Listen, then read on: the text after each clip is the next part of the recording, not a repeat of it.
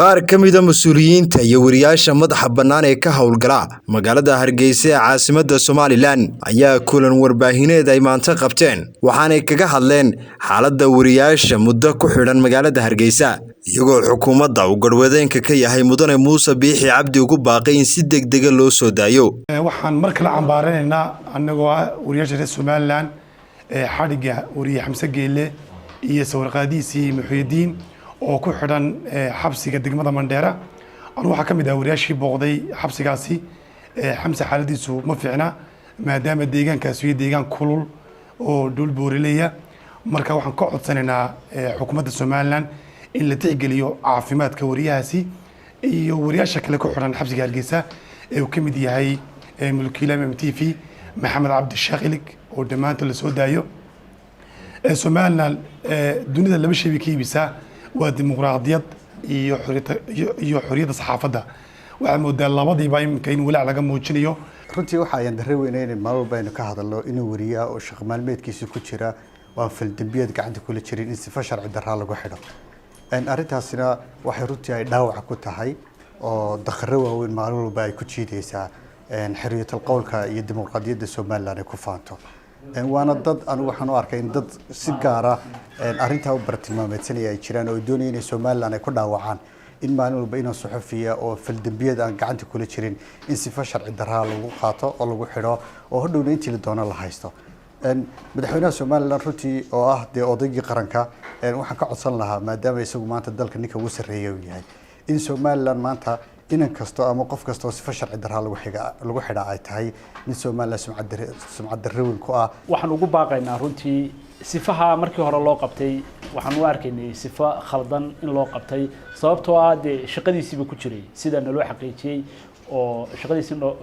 howlmaalmeedkeed buu ku jiray oo waxba duubayay qalabkiisii baa laga qaaday sidoo kalena isigii baa la xidhay iyo cameramanka kale ee la xidhan waxaan xukuumadda ugu baaqaynaa runtii in xorriyadooda loo soo celiyo labadaasi saxafi ee Mandheera ku xidhan maalintii 12aad waxaan kaloo runtii codsanaynaa in dub loo eego xukunka labada wariye Maxamed Cabdi Ilig iyo Cabdijibaar Maxamed Xuseen oo iyaguna ku xiran jeelka weyn ee magaalada Hargeysa oo aan ugu baaqaynaa runtii in arintooda dub loo eego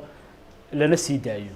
maanta warbaahinta magaalada Hargeysa iyo guud ahaan Somaliland ba waxay mar kale isugu yimaadeen si ay uga hadlaan isla markaana u cambaareeyaan xadhiga sharci darrada ah ee ku xidhan yihiin qaar ka mid ah saxaafadda Somaliland oo qaarkoodna hore loo qabtay qaarna la xidhay maalinta ay mucaaradka Somaliland dhigayeen dibadbaxa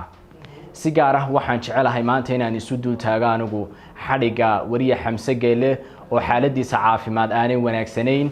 dhawaan ayaanu ku booqanay xabsiga Mandheera dhakhaatiirta xaaladiisa caafimaad hore ula tacaali jirtayna waxay noo sheegeen inuu u baahan yahay in magaalada Hargeysa la keeno si xaaladiisa caafimaad dib loogu eego waxaanu leenahay wariyanimadu ma aha dambi isla markaana shaqadayda ayaabay tahay inaanu dadka wararka iyo macluumaadka soo gaarsiino waxaanu codsanaynaa oo mar labaad iyo saddexaad iyo afraad ba ku celinaynaa in xorriyadiisii uu dib u helo xukuumadda Somaliland waxaan ugu baaqaynaa inay xorriyadooda u soo celiso maadaama aanay wax dambi ah geysan balse ay ku jireen shaqadoodii timinta wararka taasoo aan ahayn dambi la isku ciqaabo sidoo kale waxaan codkayga ku buurinayaa isla markaana aan codsanayaa in dib loo eego xadhiga ama xukunka ku dhacay wariyaasha Maxamed Cabdi Sheekh Ilig iyo Cabdijibaar Maxamed Xuseen oo ka kala tirsan MMTV iyo Home Cable TV waxaanu doonaynaa inaan u hadalno wariyaal kala duwan oo ku xidhan xabsiga Hargeysa iyo Mandheera ugu horeyn Xamse Geele imika wuxuu xidhan yahay 12 cisho oo wariyaashii ka howlgelaya ama maalintii ka tabinaya mudaharaad ka dhacay magaalada Hargeysa wali wuu xidhan yahay xaaladiisa caafimaadna way ma fiicna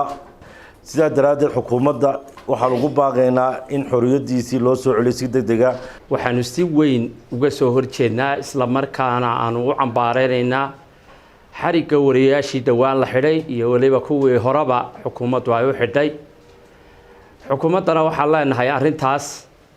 jidka aad qaadeen ee dhinaca warbaahinta in xabsi lagu guro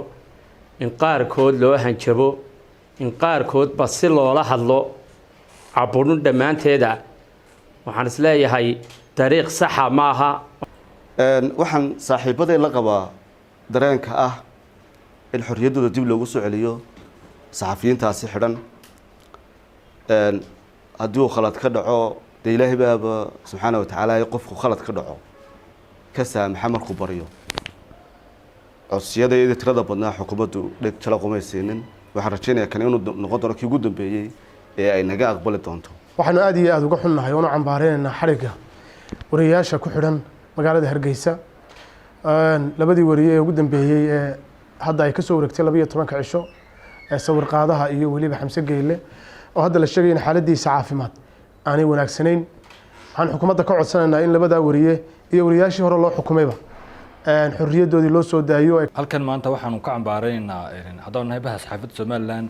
gaar ahaan wariyaasha kala duwan xadhigga loo geysanayo suxufiyiinta dalka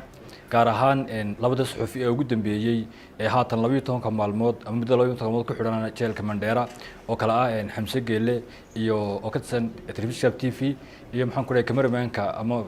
oo ka tirsan Home Cable TV waxaan leenahay labadaas suxufi ee xidhan waxaan xukuumadda ka codsanaa gaar ahaan hay'adaha garsoorka in xorriyadooda loo soo celiyo